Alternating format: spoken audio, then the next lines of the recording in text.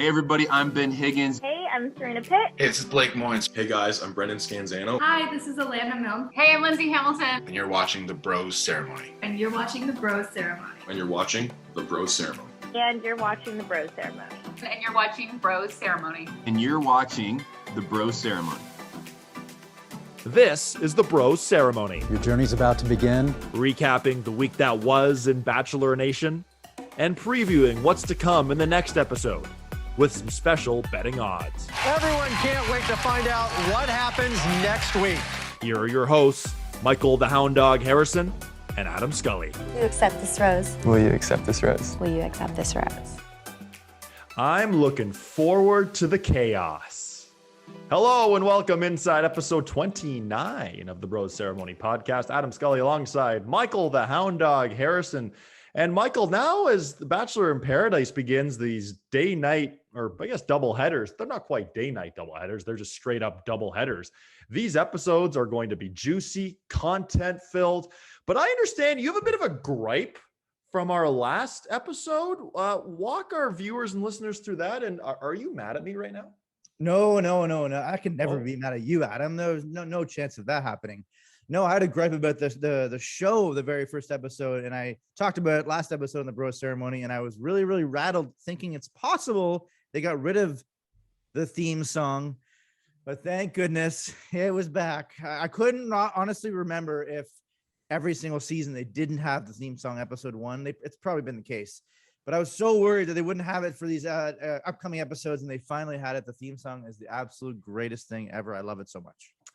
That was the first thing that I wrote down in I think I have 84 pages of notes here from those two episodes, just copious amounts of notes. But the first thing I wrote down, almost paradise. It's ironic that the first thing you write down would be the first thing in the show. Oh, it's pretty interesting. Actually, no, I'm not gonna spoil what I have in my notes because sometimes my notes are a little weird. But anyways, it was great to have the intro back. A great way to really kick things off because these two episodes were spicy. Not too spicy, but a decent amount of spice. It was like a Frank's Red Hot Sauce, no free ads, but like a medium spice. Like it wasn't an extra spice, maybe a little lime in there. There's some spice involved, but where we left off last week was Demi walking in. And Demi went to go speak with Mr. David Spade, who was funny as always. And Demi elected to take Brendan on the date because she got a date card. What were your thoughts on the Brendan-Demi debacle of a date? Good word. I get the impression that the date went reasonably well or whatever. And then, yeah, it did seem like, at least to the viewers, it came out of nowhere. That it seemed very abrupt that he was basically like, oh yeah, well, let's basically just see some other people. It was probably his way, and it probably wasn't, of course, obviously through editing. It probably wasn't that abrupt. And he was just like, you know what? I'm not really feeling it. Let's see some other people. And of course, as we know with Demi, she needs to get her way all the time, or at least that's her shtick, which I'll admit I've gotten very tired from. Yeah. Made it seem like, just the worst thing in the history of the world. And she was so hard done by and all that stuff. And I get a feeling Brendan was just like, you know what? I'm just not really feeling it. And he told her, and he was honest with her, which they always say they want honesty on the show. And then the second you give them honesty, they absolutely hate it and throw it back in your face. It's very, very, very ironic. Yeah, and you wonder what the timeline truly was, like you said, from first makeout. Because the way that they made it seem was, oh, let's kiss, haha. Oh yeah, actually, I just want to see other people. It's like, there's kind of a little in between there. But yeah. Of course, Brendan was in some hot water because then rumors arose that Brendan and Piper from Matt James' season had been seeing each other, had been dating, and Brendan didn't exactly deny this. He had said that they had seen each other. He said he wasn't sure whether she was coming to Paradise, which I'm not sure how that's true, that he didn't know that she'd be on Paradise. Right. So Brendan seemed to be, in some trouble here, maybe, if you will. As we know with this show, especially Paradise, they love to have their little plot points, the producers, and, little nuggets of information. If you were to go through the entire cast of this Bachelor in Paradise season, I could almost guarantee you there was someone at home that they were dating prior to being on Bachelor in Paradise. Oh, and as we'll get to later, there's ones that basically admitted by the time they left this episode on the Monday episode that they actually were dating someone at home. So whatever narrative they want to fit or whatever, I almost can guarantee you almost every single one, if not all of them, have dated someone along the way before, in the weeks coming up to the show. Now, having said that, yeah, as Larry David would say, yeah, Brendan didn't, like you said, didn't exactly deny it, and he pretty much danced around it and pretty well admitted the fact that, yeah, he was seeing Piper, and almost, I would imagine, we'll see Piper on the season just to, mix things up. They love to do that, obviously. But yeah, the fact, I love how they love to throw these little nuggets of information like, oh, this so-and-so is dating so-and-so. It's like, it's absolutely everybody's dating. The whole Bachelor Paradise, Bachelor franchise, they're all dating each other, essentially. Well, I guess, will we see Piper come? I was going to say a line there right after that. Now, we received some feedback on our last episode from many of our thousands of fans saying, maybe we use the expression only time will tell a little much. So now we're going to introduce the only time will tell drinking game. And if and when we ever say that, for you watching at home, maybe you take a sip of your coffee or your water or your whatever. Maybe just make that a drinking game. If we played that on our last episode, you would probably be a little in one right now. But we have not said that expression. Well, I said it the one time, but I was saying it. So does that really count? I don't know. It does. Yeah, I guess it really does. I guess Adam, only time will tell. But that to be said. I actually just say it ironically because I know that you love to say it. I actually don't necessarily love the expression. I just say it as a way to mock you, essentially. Yeah, and I know you love to mock me a lot, Michael, and that's okay. And that's okay. And speaking of mock turtlenecks are things that Brendan loves, as we've seen in that Bachelor in Paradise theme song. So it all comes full circle. Yeah. Any more thoughts on that Brendan situation? Well, you know what? I actually almost wore a turtleneck on this episode, but it's about 97 degrees Celsius here in the Toronto area today. So I elected not to do that because I would be sweating. Celsius. You like that? And speaking of sweaters, there were a lot of people sweating in Paradise because it seems like it is hot, hot, hot. And there were some, sweating, some would say makes you uncomfortable. Some like to sweat, which is weird, but you would say a lot of, times I'm trying to force a segue here. It's really not going well, but I'm just going to keep going. And there were some uncomfortable situations, some weird questions. And you mentioned, the fact about someone potentially dating someone at home. And we'll get to the story, I think, right about now with Victoria P and James. And you picked James on our last, in the last season. He's the one who came out of the box. He has the slick back salad, a great flow, friend of Brendan as well. I'm sure we'll get to Brendan at some point. Brendan Scanzano. At some point in this episode. But how about the question Victoria asked James? When you wake up in the morning, do you pee outside or in a toilet? What? Yeah, that one threw him, through you, through all of us. I think through the entire Bachelor universe into a tizzy on that one. Doesn't really make much sense, does it? Unless, of course, you're like roughing it in the camping or whatever. Well, then obviously you would, have to do that. But other than that, who lit it? Oh, I would love to know. I would love to know if she does. Who goes outside to do that? That just seemed that. Of all the things she said, it's hard to find me speechless very often. If all the things that she said, that one takes the cake in terms of being like, wait, what? Yeah, that was just like, I don't really know what where you're getting at here. And Victoria played quite a role in this episode because, there was the rumors that we'll get to here shortly. She couldn't remember what James's name was, Jordan or Jimmy. She sort of just kept blanking when she was doing the one-on-ones with the producers. But then, of course, we get to this rose ceremony. And I mean, first of all, talk about buttons open. Like, how hot is it in Paradise where you have to have 11 buttons? Like, at that point, just don't wear a shirt, maybe. Michael, what do you think? Perhaps, yeah. And they probably just have like crazy heaters. They're like, oh, let's just lean into this whole, it's really hot as it is, but especially with Tajwan, great name, by the way. And she's really hot. And Champagne, Kelsey, I believe her name is Champagne Woman. Also, she was literally feeling the heat, possibly being, eliminated from the island, which of course was rattling her. And she not passed out, but she sort of needed a few moments there to chill. And then, of course, that's what I wanted to get to talk about Demi. The fact that going into in this episode, but Demi was essentially saying like, if you have someone back home, don't come onto the island. Like da da da da da. I can't believe you do that. Referring to Victoria. It's like, have we just forgotten that 2 years ago, Demi, you literally pulled the exact same move 2 seasons ago? Like she did the exact same thing. And then she was like, talking about how Kelsey's so fake. Oh, you're so fake. But yet Demi was so sweet and kind to her, trying to help her out onto the ground. Well, you're being fake as well. So obviously, as we know, and no surprise, Demi is a walking contradiction of all time on that show. And usually I'd be entertained by it, but honestly, it's just old to me. I'm just sort of over it. But even, what happened 2 years ago when her then girlfriend at the time, Christian, who had never been on the Bachelor series, like why they let her come on, it still sort of boggles my mind how that, just a random human being who she happens to be dating is allowed on the show.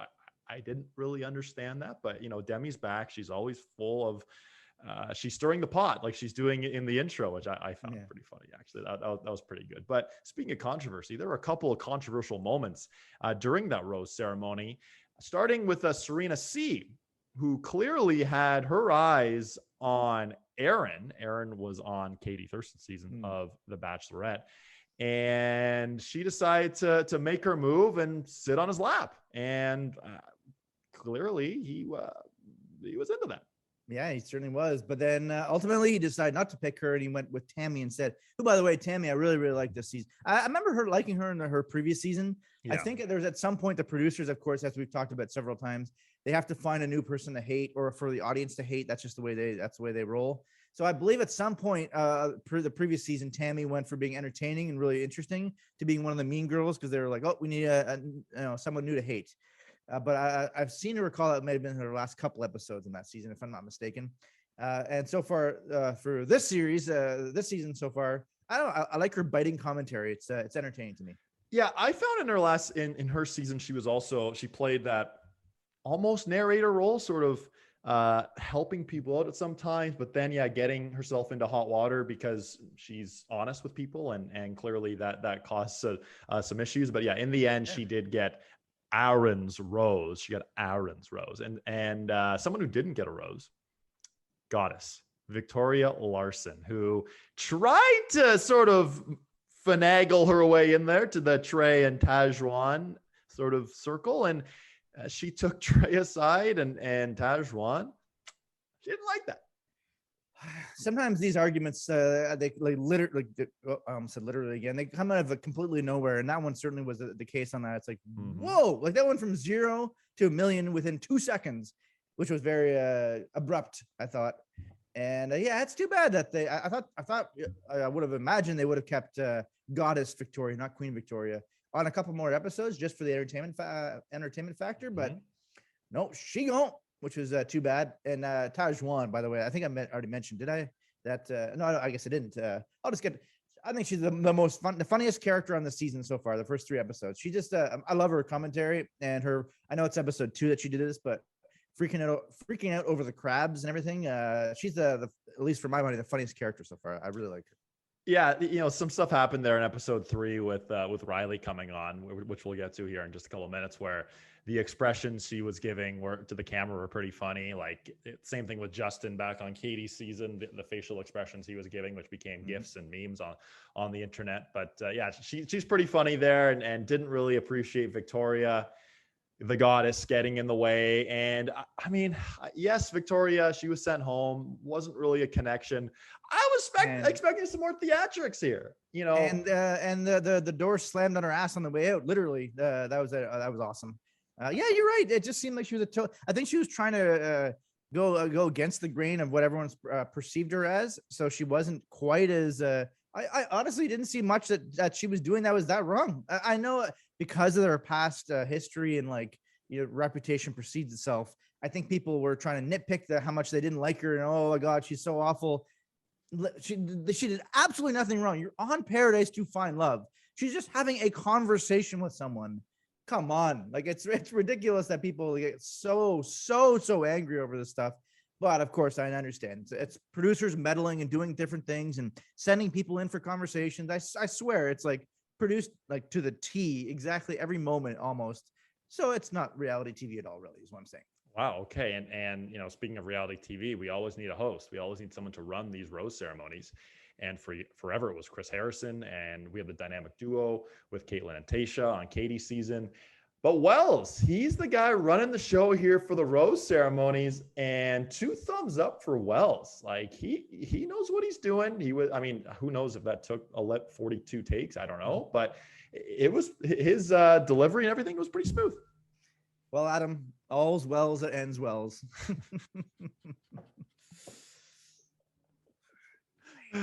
Let's get back to Victoria and when she left, obviously. And James, are we going Goddess or Victoria P? No, Goddess. The non-Goddess version of Victoria. Yeah.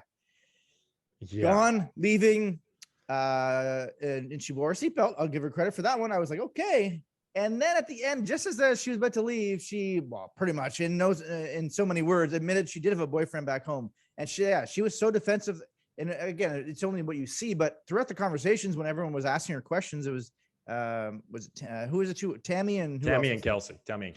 Yes. And then she was like so defensive about all of that. And all of a sudden it's like, oh no, I guess she does have a boyfriend, which again, if the producers truly wanted an actual like real reality show, they obviously could easily dug that one up.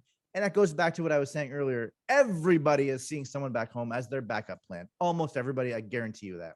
Wow, that's a pretty hot take, and I'm here for it. Yeah, absolutely. But it was, she said, I'm just going to take a minute here, give me a minute here, about 49 times as well. Yeah, and then the line she had in, wearing the seatbelt in the car, saying, "I don't have to search for what I already have at home." I was like, okay, why were you here? I don't really understand that. I feel for James. James seems like a good dude. Clearly doesn't work out at all. And looking forward to seeing what James has in the next episode, because James now all of a sudden he didn't have a woman anymore. So Kelsey was trying to get one from him. And then we had, of course, Demi elected to give Demi that rose after Kelsey needed a minute for whatever, being dehydrated or whatever it was. But so Serena C goes home, the goddess goes home, Kelsey goes home, and David Spade goes home. What? Yeah, he's like, all right, I'm out. I love that line. Yeah, he was just like, all right, guys, where do I get my check or whatever it was? But yeah, you would have thought he would have been the one to instead of Wells there, you would have thought he would have been the one to do that rose ceremony at the end there, and then left for the episode. But yeah, I guess that there's like, you know what? Let's just bounce before, get out of there earlier, and just have the constant, the same person every time, which of course would be Wells as the host for that. So Adam, we will find out, and as we would normally say, the expression that I'm not going to say right now. So we will find out, is what I'm saying. We will definitely find out very shortly. So that's episode 1. That's Monday, and it, very solid, good episode. And then Tuesday comes around. And it all starts off, we get the intro again, of course, you're feeling good. It's paradise. It's the summer. Things are going well. And it starts off with sort of like a boom box sitting there and with something that says play me. And they're sort of like, okay. So they hit play and some NSYNC plays. Michael, are you a big NSYNC guy? Huge NSYNC guy, Adam. I know all of their hits and all that stuff. I actually probably have honestly heard probably 10 to 12 of their songs. I don't know how many songs they've done, but how many hits they've had, I should say. But to actually name them, I could not name an actual song, but obviously I've heard of several of them, including that song. And Lance Bass, the real Lance Bass this time is the taking over for David Spade as the guest host, not the fake Lance Bass, which was on The Circle, another reality show. If you guys also watched that one, Lance Bass was supposed to be on that one, but then it turned out it was someone catfishing as Lance Bass. So the real Lance Bass this time. I forgot all about the fake Lance Bass from The Circle, which of course I have seen and you have seen. A different show. I feel like that'd be a whole other podcast in itself to discuss the going-ons of that program. But so Lance Bass is in charge now. And so the morning gets going and now the ladies have the roses. So of course, guys are going to come on. And of course, this is probably quasi-scripted, or producer probably told everyone, oh, like what would happen if Thomas came? What would you think if Thomas arrived? And of course, everyone's saying, oh God, I hope Thomas isn't coming. Oh, if Thomas comes, it would suck. So of course, here comes Thomas, walking down. And first impressions for you. What were your thoughts on the return of Thomas to the beach? Yeah, like you said, it was just sort of like, oh, whoa, what a shocker that he's on here. Oh my God. But I have several Thomas related things that I wrote down here, but one of the ones was, most of the women were very infatuated, good word, with him right away. And it was like, and I think someone even said, all girls love bad boys or something like that. So I posed that question to the women who are watching this bro ceremony episode right now. Do all women love bad boys or do they not? I'm curious to know on that one because, yeah, it's interesting with Thomas in terms of if you're one of those ladies, obviously, or one of the guys who don't know him at all, you're hearing all these bad things about him. Clearly, you're like, okay, I'm going to be guarded about this person. But at the same time, you have to make your own opinions and form your own thoughts about him. So I can understand them giving him a little bit of rope on that one because you don't know the guy at all. You're like, okay, let's just wait a little bit. But then, Thomas became Thomas pretty quickly on the show. And my favorite bit was that he kept telling everyone how tall he was. Do you ever do that, Adam? Do you ever tell people how tall you are and that you used to play in the OHL as a goalie? I don't really mention the OHL very much, at least, the first couple words that come out of my mouth. People sort of, when they look up to you, they realize your height, but I didn't realize Thomas was actually that tall. It seemed like he was tall. I mean, it's tough to tell on TV standing with around a bunch of people, but yeah, 6'6". It makes me look short. I'm 6'4". I'm 6'4". I just wanted to give you my height right now. I can't really tell because I'm sitting now. But yes, Thomas 6'6", and he takes Serena, Toronto's own, on a date. And how tall do you think Serena is? Like 5'2", 5'3"? Like there's a height difference there. Sound something about that. And on that note of him saying he was 6'6", I thought he had said the first time he was 6'8", and a minute later he said 6'6". So I thought because they were saying how he's a liar and stuff, I truthfully thought that was one of the things they were trying to like, oh, I'm 6'8". Oh no, I'm 6'6". Like he was just trying to lie about different heights. But right, it turned out that would have been awesome if that was his play, like to tell everyone different heights. That would have been great. That would have been great for sure. Sorry to cut you off there, but one thing I really noticed. So Serena, goes to talk to grocery store Joe. He says, "Okay, yeah, go for it." And so Serena's getting ready for the date. She's doing her hair. She's getting the outfit ready. And what's Thomas doing? He's just doing bicep curls. Like I said, that's the thing I wanted to mention about Thomas. We had talked about this several bro ceremony episodes ago when he was eliminated from Katie's season. Yes. And now part of it was I'm sure Katie was upset with him, but a lot of it I'm sure was producer driven to give him the send off that really chew into him and light him up as you send him off the show. And I remember saying that send off for him makes him more appealing to be on Bachelor in Paradise, which now of course he is on, because it was she lit into him so hard. And I'm sure again, the producers told her to do that. And then basically you're literally playing right into his hand, which you're saying is him wanting to be the Bachelor or Bachelor in Paradise, any of these different things. If you had just gotten rid of him, it's like, okay, no, sorry, Thomas, you're gone. Would he have been really that much? He probably still would have been on Paradise, of course. I'm not gonna. He probably still would have been, of course. Good TV and all this stuff. But by her doing that and the producers telling her to do that, I'm sure made him more attractive to be on Paradise. And lo and behold, now he's on Paradise. So he is entertaining. We'll see, but he definitely he's got a quick mouth to say a lot of trash talk. It's already gotten him into some trouble already. It's gotten him into some hot water, if you will. Maybe that wasn't great. I was trying to think of something wittier, but yeah. So Thomas and Serena have this date. They're on a raft of some sort, I guess you could say. It shows them making out. It shows them having this great time. So now we're thinking, okay, are Serena and Thomas finished? I'm sorry, are Serena and grocery store Joe finished? And then Serena comes back and it shows them hugging. Serena goes in, pulls Joe aside, and sort of says, you know what, I realize that I want to be with you, Joe. So they didn't show that conversation on camera between Serena and Thomas, which I thought was interesting. What was your thought on the way that they made that whole storyline come together?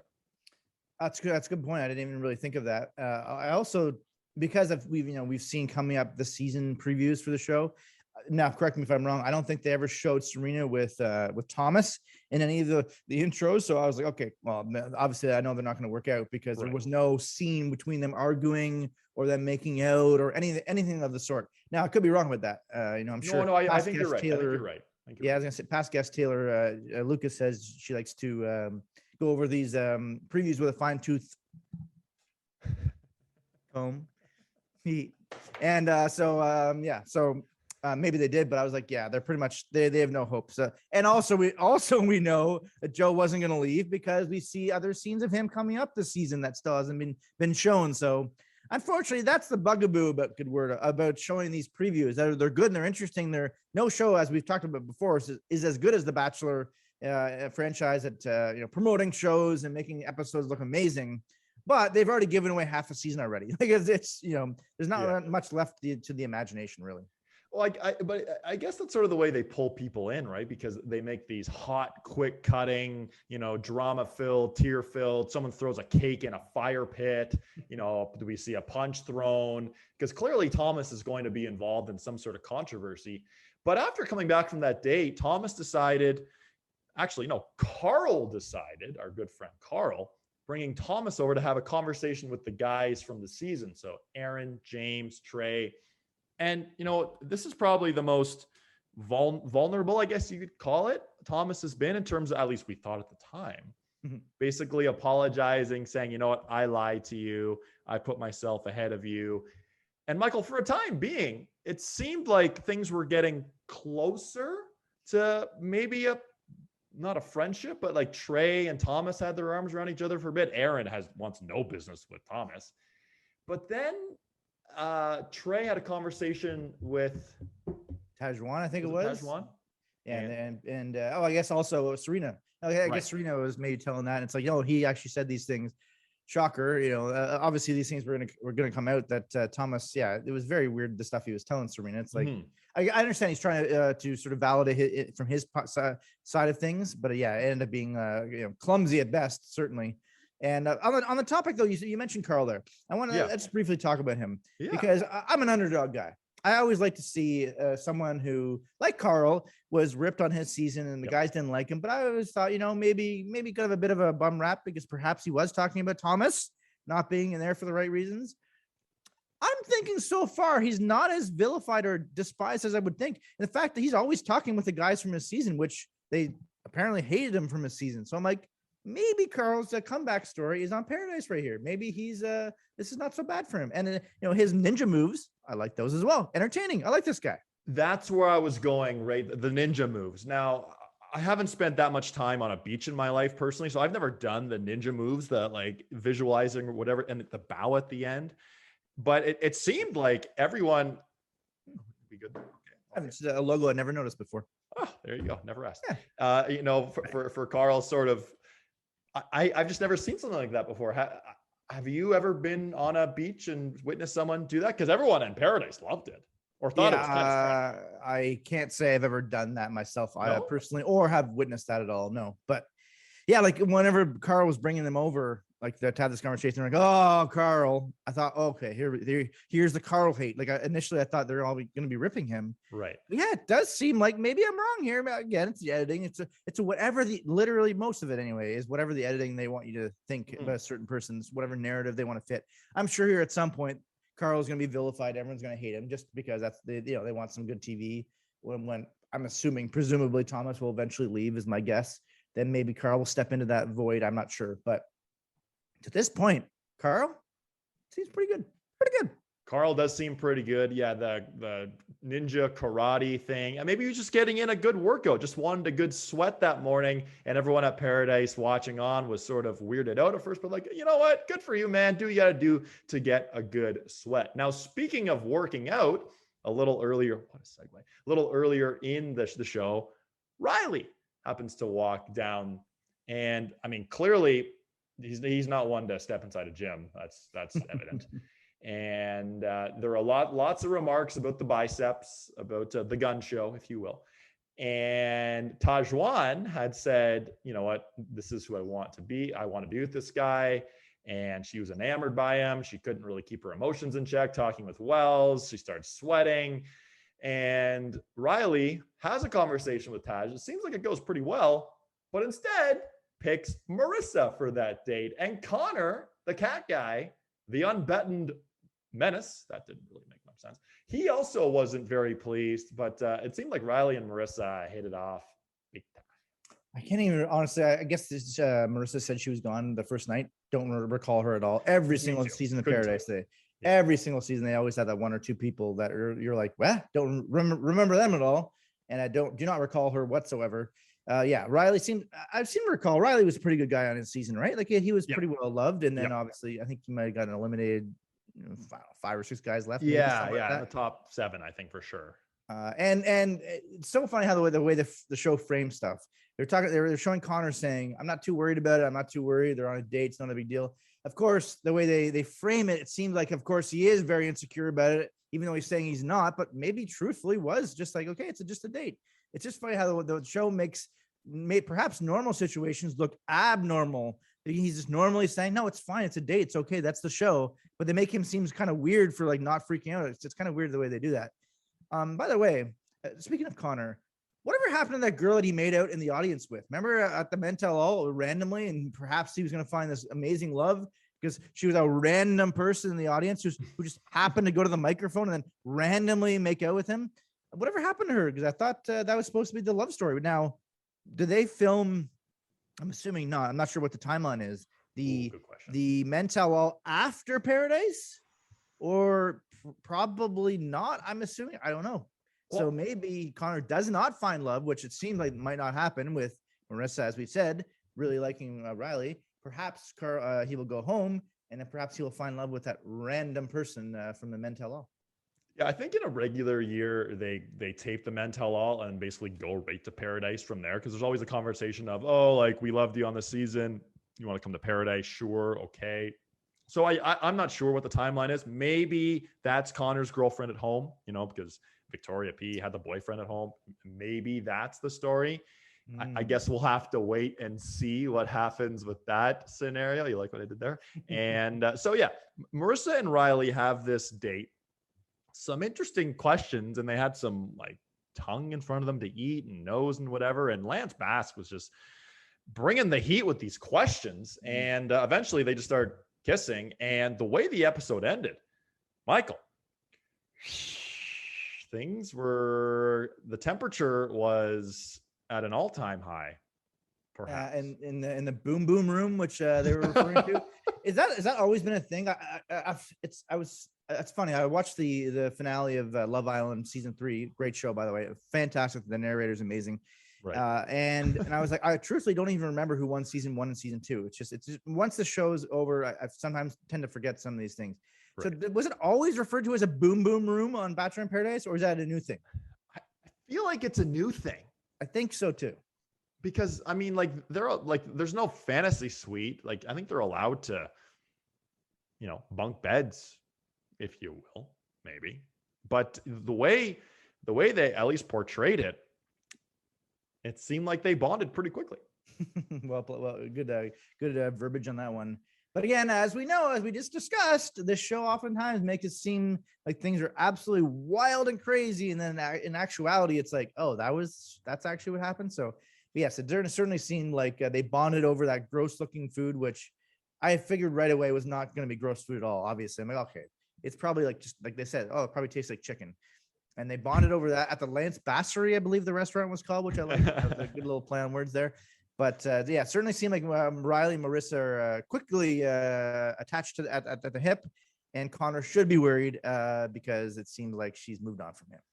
Yeah, you know what, Michael? I'm really looking forward to seeing what happens in tonight's episode 4. It's hard to believe they've already done 3 episodes of Bachelor in Paradise. I feel like before we know if the season's going to be over, we're going to have Bachelor in Paradise Canada to discuss. We're going to have Michelle's season of The Bachelorette. We've seen commercials for that. So we've seen some drama. We've seen some tears so far. But I think, Michael, starting tonight, it's really going to up the ante in the spice meter. We're going to see people we haven't seen in a couple of years, perhaps, in the Bachelor series. We're going to see, maybe we'll see some fisticuffs. Maybe we'll see some love. What do you think? Well, I think that you just mentioned commercials there, and it got me thinking that I don't know if you watch it on. You probably watch the show on demand. Like you don't have actual cable, correct? I watched it live both times this week. So have you seen the commercial? And I swear they've been doing this for like 3 years. For speaking of commercials, Bachelor in Paradise, a promo for the seniors version of Bachelor, the Bachelor series, and they played that a couple times when I was watching on ABC. There, it's like, okay, how many years are they going to have this commercial for the seniors version of the Bachelor without actually having the seniors version of the Bachelor? Maybe it's COVID related, perhaps. Maybe that's why they're not having one. I'm not sure, but I swear it's been at least 2 years, if not 3, where they've promo. Is that just a running gag? Maybe they're never actually going to have the show, because at some point they're going to have it, you would think, because all these people presumably are going to apply. But by the time they actually do all of this, because I'm an old guy, I'll be able to fit in that seniors category by the time they actually have a season. So maybe that's when I'll get on the show. Maybe that's the strategy they're playing. They watch the bros ceremony on repeat. They know, Michael, that you're a young, up and coming prospect for the Bachelor series. But I mean, who knows? We might see you on the beach in Bachelor in Paradise, Canada. Well, Adam, only time will tell. We might see that in the future. We might not. But all I do know, Michael, is that tonight, episode 4, Bachelor in Paradise, we're back in business. We'll see what happens. Are we going to see some new people come on? We'll definitely see some new people come on. Will we see relationships blossom? Will we see people take the next step? I'm certainly looking forward to it. It's must-see TV. And then, of course, tomorrow night as well, episode 5. Things are really going to take the next step, we would safely presume. But you know what? Only time will tell. I'm not really sure. We'll see what happens. Now, Michael, we're 3 episodes in. We're a handful to go. Do you have any final thoughts on what happened in the last 2 episodes and looking ahead? What do you think? My final thoughts are that we only mentioned his name once, and we said we'd get to him in this episode. And I think if he's watching, because I know he's a loyal watcher of these episodes, including the one he was on himself, we got to talk about Brendan, right? I mean, we can't not talk about your new BFF, the FOMO that I have experienced, not being able to hang out with him, of course, which lit up social media. That clip that you posted. Hopefully, I truly hope you do not see him the 2 weeks that I'm gone, because that would just rattle me so much more. But I wonder, like, will he be on? Who knows? Will he be on the Bachelor in Paradise? Maybe he's going to be on this tonight's episode. You just don't know. You never know with this season, the show. They'll throw random people on. They'll throw obviously superstars on. They'll throw previous bachelorettes on. You never know. So will Brendan be on tonight's episode? You have to tune in to find out. You'll have to tune in to find out. 8 p.m. tonight, or if you watch it on demand, maybe you're one to do a double header and just watch both episodes back to back on the Wednesday night. Whatever you do, enjoy the episodes. We'll be back again next Monday for a full recap of episodes 4 and 5 of Bachelor in Paradise and a preview of episodes 6 and 7. We'll see what kind of situation people are in at that point. Are more people couple up? Are we seeing some favorites who are gone? Maybe some people went home. I guess, Michael, we shall see what's going to happen here going forward. Are there going to be any more guest hosts? I'm looking forward to seeing what happens. Thanks to all those who have subscribed to us on YouTube, followed us on Twitter and Instagram. Great to see a bunch of our posts this past week get over 2,500 views. So awesome, Bachelor Nation. It's a great place. Michael, next week is the milestone, episode 30 of the Bros Ceremony. It's been a blast doing these episodes, but now we are 29 in the book and 59,000 episodes to go for us. For Michael the Hound Dog Harrison, I'm Adam Scully. We'll see you next time right here on the Bros Ceremony.